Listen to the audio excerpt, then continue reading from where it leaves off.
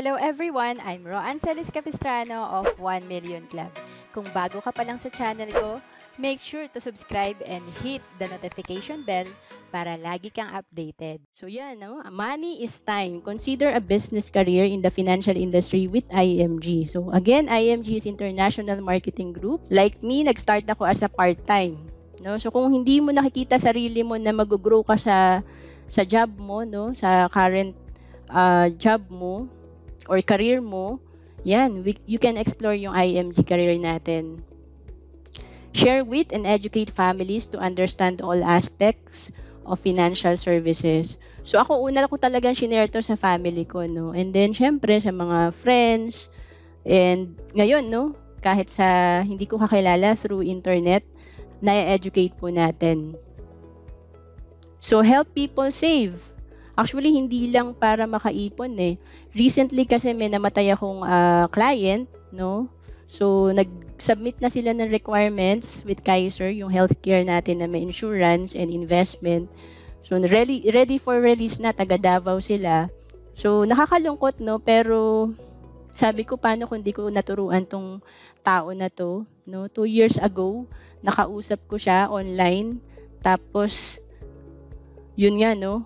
Sa pangangailangan ng family niya, kasi isa rin siyang breadwinner, kausap ko yung anak niya. So, malaking tulong yun kung may ma-receive silang insurance. So, offers good potential earning. Kung medyo maliit yung talagang salary natin, usually maliit naman talaga, no? Kasi ako kahit manager ako before, maliit lang din talaga sweldo ko, kaya naghanap ako ng ibang career.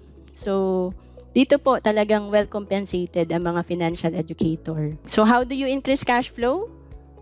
It's not about how much money you will make, but how much you keep. So marami po ako nakakausap, kahit 100,000 yung iyong kinikita, no? Kung ang pamilya mo naman walang disiplina, like kung nasa abroad ka, usually yung iba syempre malaki naman kinikita, talagang walang control sa gastos, 100,000 din ang gastos, no? Wala ring naiipon.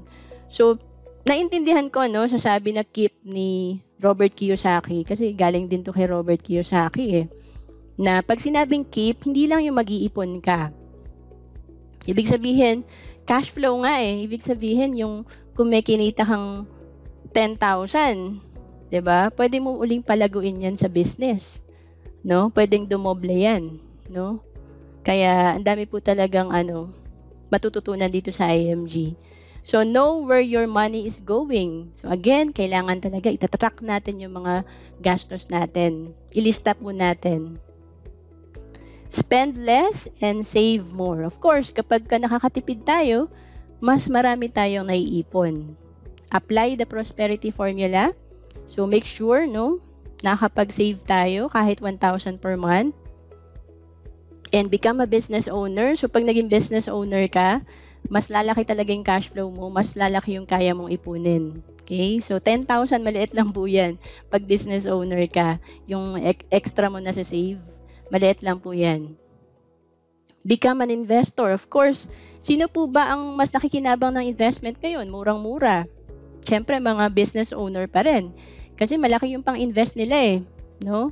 So tayo, kung kahit gano'n tayo kagaling sa mga workshop, kung hindi tayo nagbe-business, hindi natin wino-workout yung cash flow natin, 'di ba? Kinukuha lang natin sa salary natin, 1,000 per month lang yan. Hindi natin na ma-maximize yung market or yung galaw ng ekonomiya natin, no? So become a business owner and become an investor at the same time.